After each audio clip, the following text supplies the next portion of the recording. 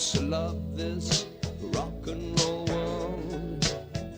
Now I love this suicide world. But there's one thing. Sentirse aturdido, impotente, aislado, pueden ser hoy sensaciones comunes para mucha gente. Y si no eres el presidente de un país al borde del colapso, pueden ser síntomas de una creciente depresión, que es un desorden patológico que se intensifica en las épocas de crisis. Varios especialistas temen que la pandemia desate una ola de problemas de salud mental. Según un reporte de la Fundación Kaiser Family, la mitad de los ciudadanos norteamericanos experimenta problemas de depresión debido a la pandemia. Otros reportes internacionales arrojan cifras similares. Las líneas telefónicas para emergencias psicológicas y las terapias online han reventado en varios lugares del mundo.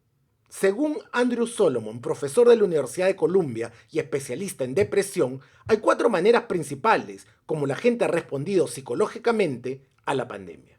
Por un lado, están los que tienen una fuerte estabilidad mental. En general, han lidiado con la crisis de manera positiva. Esos que te dicen, estoy bien, y de verdad están bien. A esos podemos odiarlos un poco, pero también los necesitamos. Luego están los que no tenían mayores problemas de depresión o eran manejables, pero con la pandemia han desarrollado síntomas clínicos.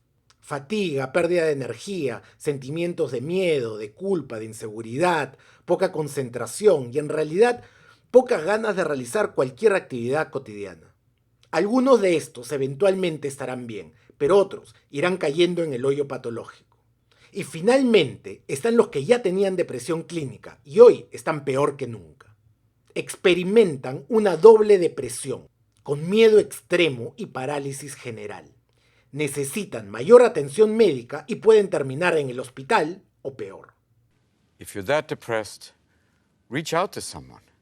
And remember, suicide is a permanent solution to temporary problems. Los más afectados por la depresión han sido los doctores y enfermeras combatiendo al virus. Los suicidios de este tipo en Nueva York han conmovido al mundo. Un estudio de trabajadores de salud en China durante el pico de contagio mostró que la mitad tenía depresión, 45% ansiedad y 34% insomnio. Esto puede extenderse a muchos trabajadores en las primeras líneas de servicio.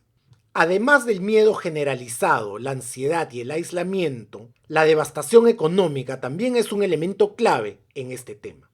Varias investigaciones muestran una fuerte correlación entre crisis económica e índices de suicidios.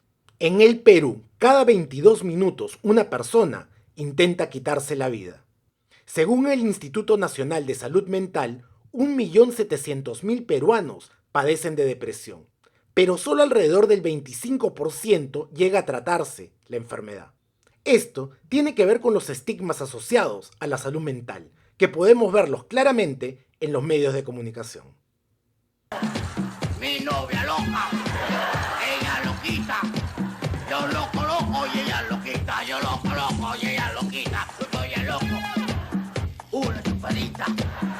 Debido al estigma social, mucha gente no quiere enfrentar sus problemas psicológicos. Okay, yeah, I've been a little depressed, but I'm not like depressed. I don't have depression.